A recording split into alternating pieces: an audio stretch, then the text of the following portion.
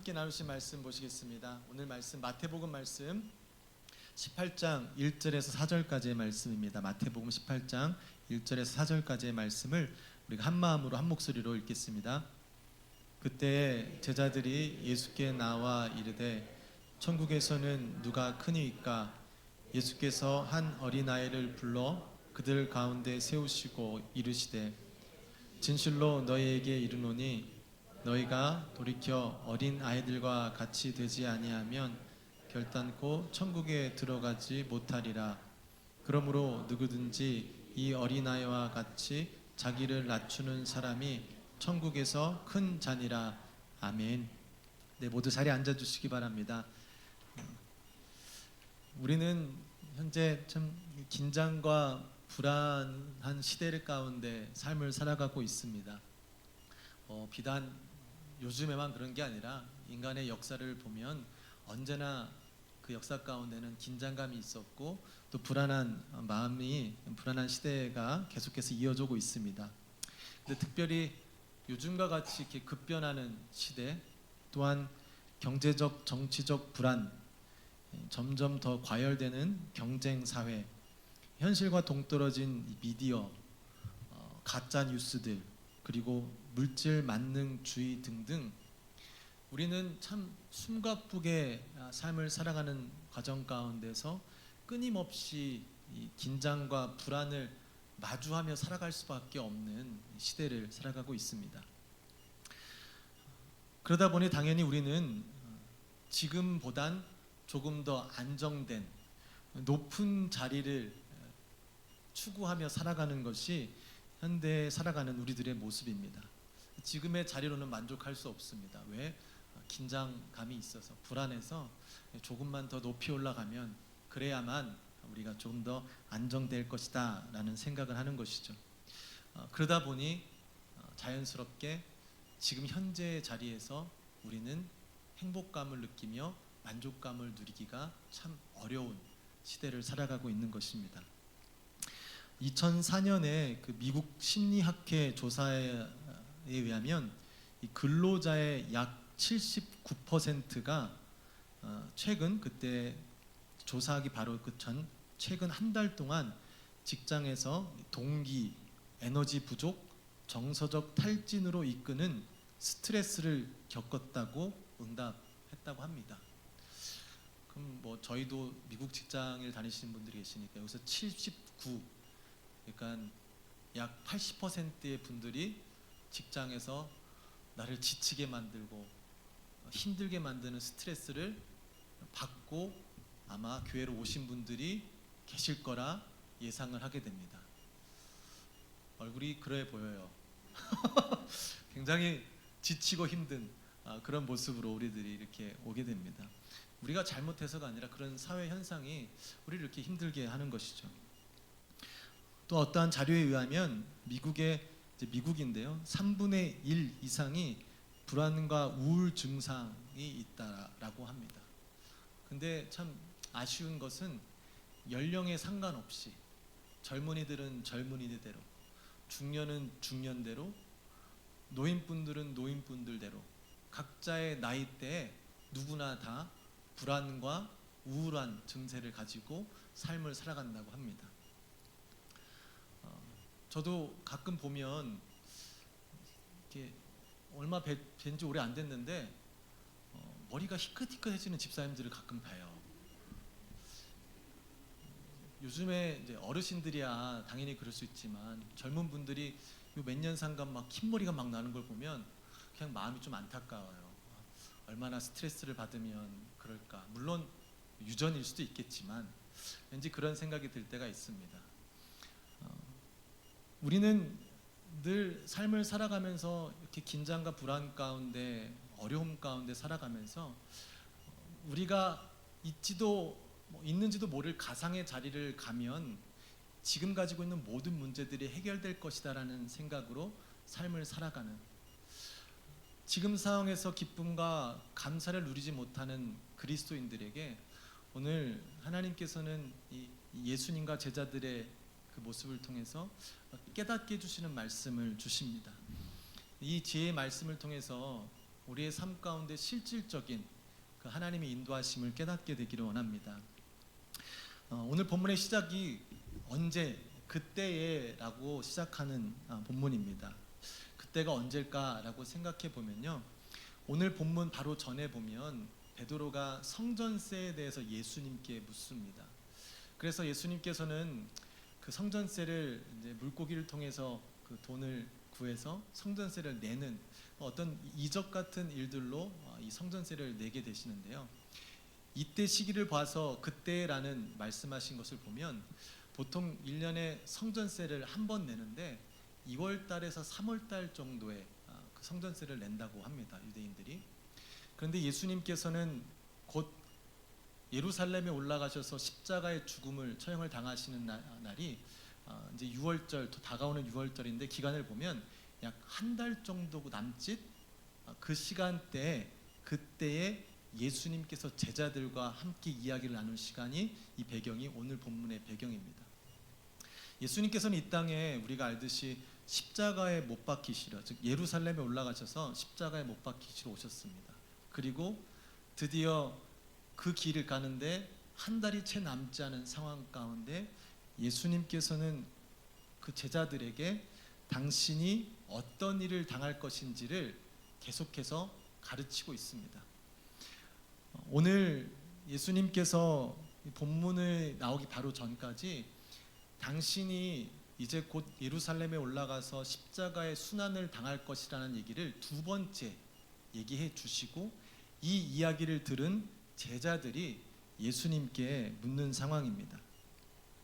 얼마 남지 않은 시간 가운데 예수님께서는 제자들이 이 진리를 깨닫기 원하시는 마음에 이렇게 가르침을 주셨을 것 같습니다. 근데 이런 예수님의 어떤 이런 상황과 조금 다르게 제자들은 그 예수님과 함께하면서 또 다른 긴장감을 가지고 있었습니다. 왜냐하면 그들의 생각에는 자기들이 믿고 따르는 예수님이 이제 예루살렘에 곧 가실 텐데, 예루살렘에 가시면 그분은 이제 왕권을 얻게 될 것이고, 그 왕권을 얻으면 이제 그 왕권 옆에 높은 자리에 앉을 사람들이 누가 될 것인가에 대한 그런 이제 이슈가 그들에게는 큰 문제였습니다. 이미 시작한 예루살렘 입성에 향한 여정, 이제 한 달밖에 남지 않았는데 그 자리를 누가 앉을지 아무도 모르는 거예요. 근데 요즘 분위기를 보아하니까 자꾸 예수님이 베드로를 언급하는 거예요.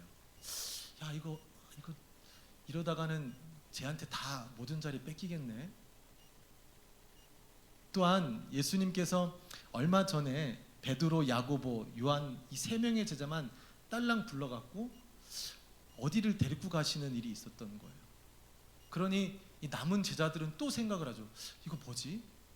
예수님 지금 쟤네만 좀 데리고 가서 나중에 그 높은 자리에 앉히시려고 그러나? 야, 이제 이거 한 달밖에 안 남았는데 뭐라도 내가 해야 나중에 그 높은 자리에 앉을 수 있을 텐데 이거 어떡하지? 라는 긴장과 불안, 그런 불안함을 가진 상태에서 그 제자들이 예수님께 물은 질문이 오늘 본문에 나온 질문입니다. 예수님, 천국에서는 누가 큰 자입니까?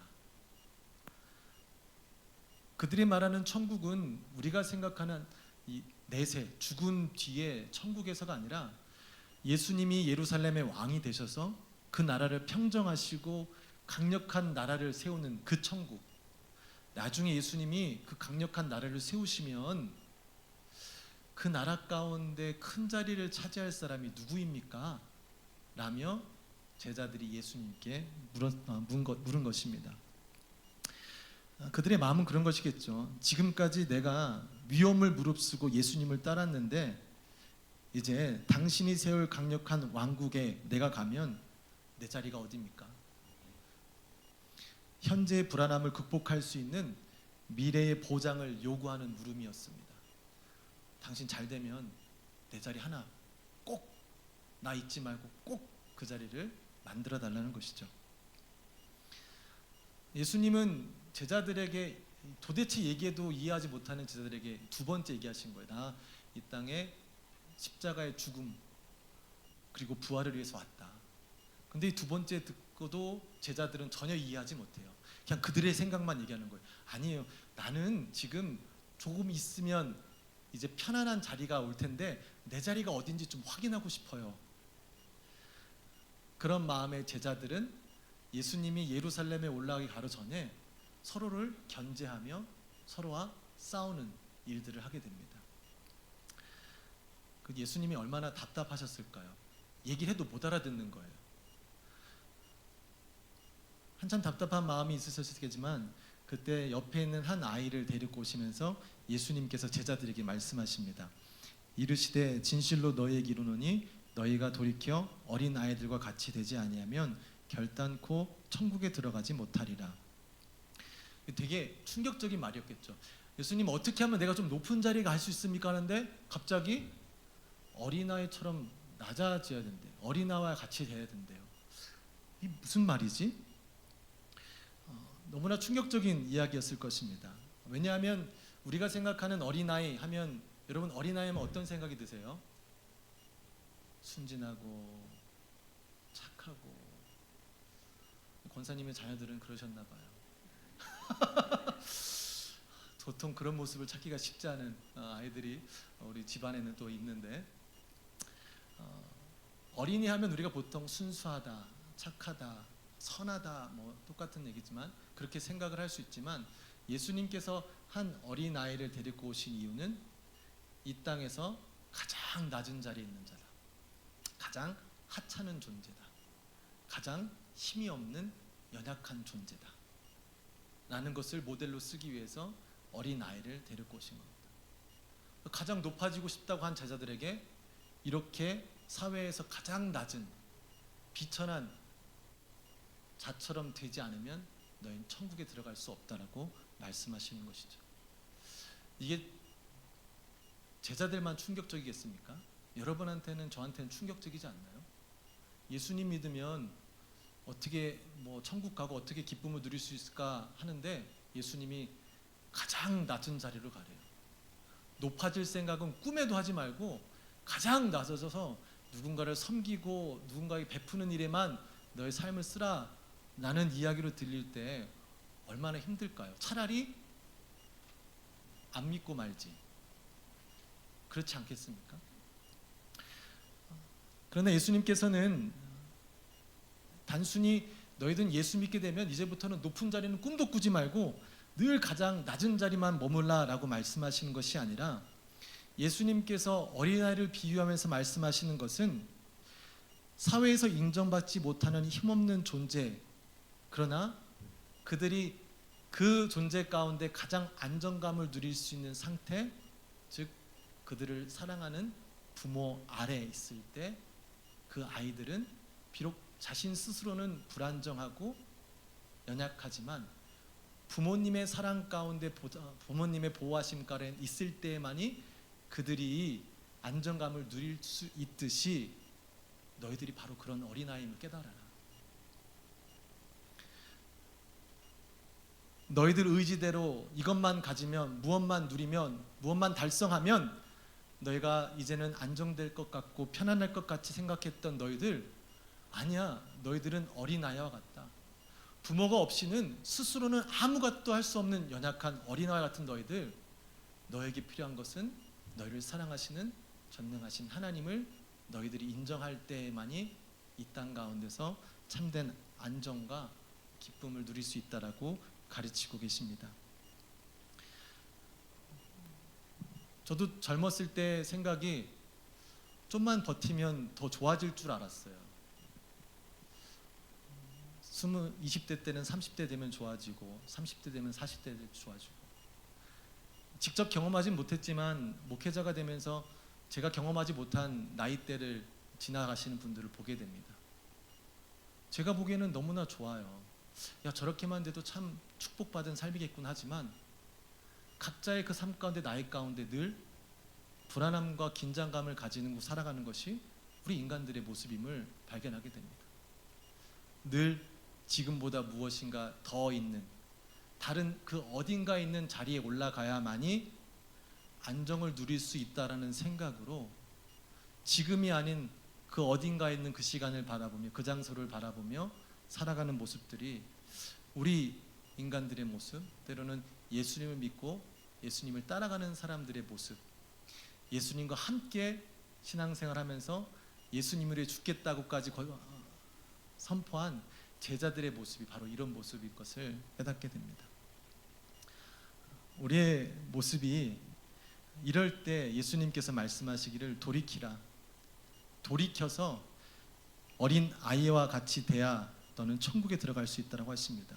이것은 단순히 제일 낮은 자리, 어려운 자리, 힘든 자리로 가라는 것이 아니라 너에게 이 땅에서 생명을 허락하시고 지금까지 인도하시고 너의 필요를 채워주신 그 하나님을 인정하고 하나님께 감사하는 삶을 살으라라는 예수님의 가르치심입니다.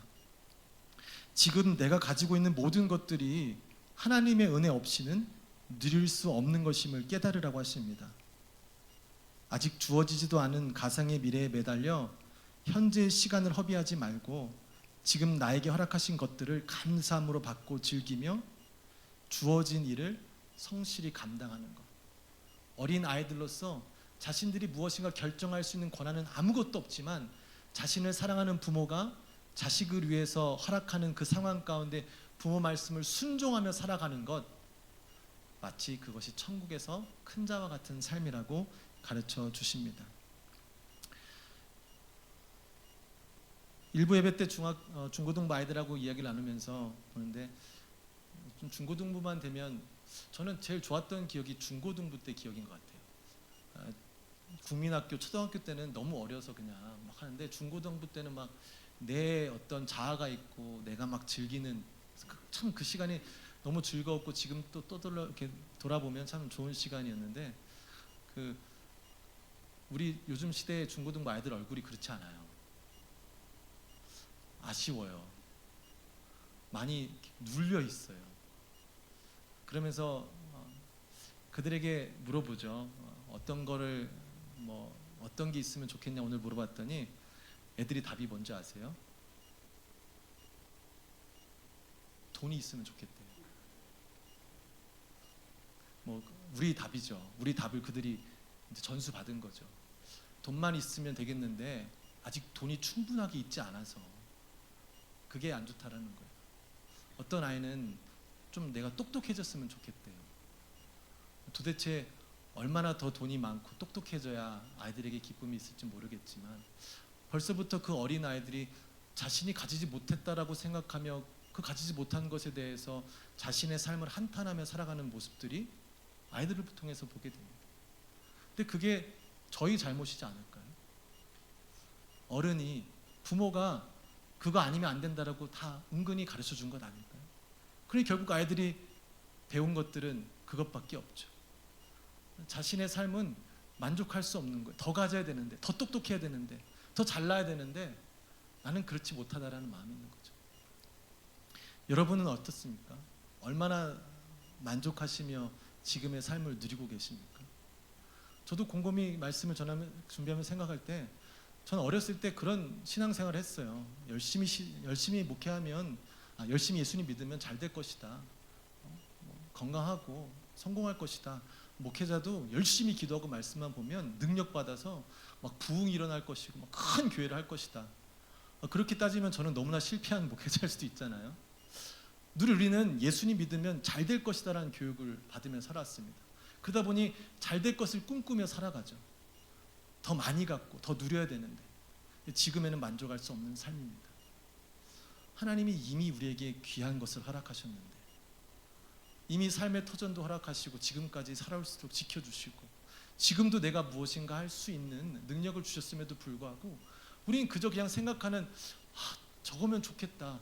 더 크게 돼야 되는데 더 많이 가져야 되는데 라는 생각을 가지면서 지금 하나님의 임재가 있고 하나님이 통치하시는 이 나라 가운데 그 천국 가운데 살지 못하는 어리석은 삶을 우리가 살아갔던 것입니다. 예수님께서는 누구든지 어린아이와 같이 자기를 낮추는 사람이 천국에서 큰 자라고 말씀하십니다. 천국에서 큰 자니라라는 이 말이 헬라어로 보면 이제 현재형, 현재 진행형이라 적었습니다. 그러니까 너 지금 비교할 것도 없어. 여기 이 땅에서 좀 힘들어도 괜찮아. 좀 고생 좀 해. 좀 누구 섬기고 좀 그냥 교회에 헌신하고 그렇게 해. 그럼 나중에 죽으면 천국 가서 너 진짜 잘 될 거야 라고 가르치시는 게 아니죠. 그 옛날에 저도 어렸지만 저랑 같은 시대 때 신앙생활 하신 분들은 교회에서 많이 들으셨잖아요. 그래서 전도 많이 하고 헌금 많이 내고 신앙생활 잘하면 천국 가서 멸루관 쓸 것이다. 그렇지 않고 그냥 교회만 구역구역 나오는 사람들은 천국은 가도 개털모자 쓸 것이다 라고 하면서 계속 그냥 교회에서는 최선을 다해서 뭐든지 다 헌신해라. 지금의 헌신이 나중에 좋은 보답이 있을 것이다 라고 우린 그렇게 교육을 받았습니다. 그래서 그렇게 하죠. 근데 말씀은 그렇지 않다라는 거예요. 지금 천국, 지금 네가 큰 자가 될 것이다. 어떻게 하면?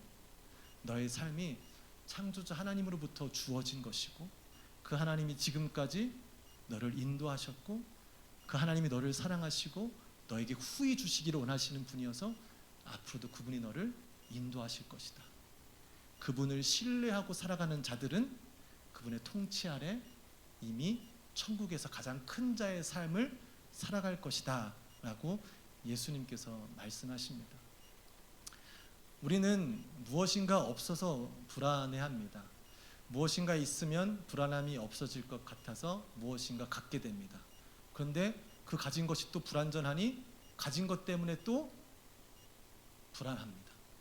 우리는 불안을 없애기 위해서 계속해서 불안전한 것들을 가지면 가질수록 불안전한 것들이 더 많아지므로 우리는 계속해서 불안한 삶, 현재를 감사하며 즐기지 못하는 삶을 살아가게 됩니다. 근데 예수님께서 바로 그런 제자들에게 우리에게 말씀하십니다. Here and 이쯤에서 조승인 집사님 고개를 드시면서 now. 네.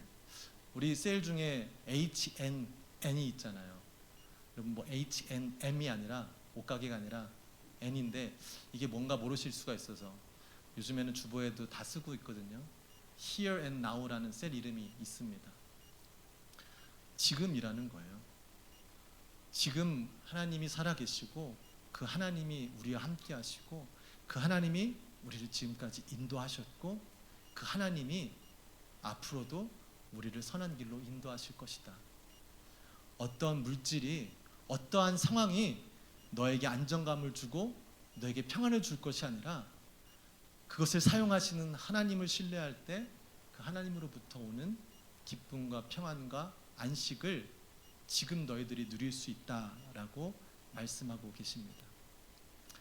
저와 여러분이 이 사순절을 지내면서 예수님을 묵상하면서 예수님이 나를 위해 무엇을 하신 것을 생각하며 여러분의 삶 가운데서도 지금까지 나를 인도하신 하나님, 나와 함께 하신 예수 그리스도를 기억하며 지금 현재 가운데 나와 함께 하신 예수님으로 인해 기쁨과 감사를 회복하는 은혜가 있게 되기를 소망합니다. 예수님은, 하나님은 야 이게 네 밥그릇이니까 여기에 머물러 라고 하시지 않죠.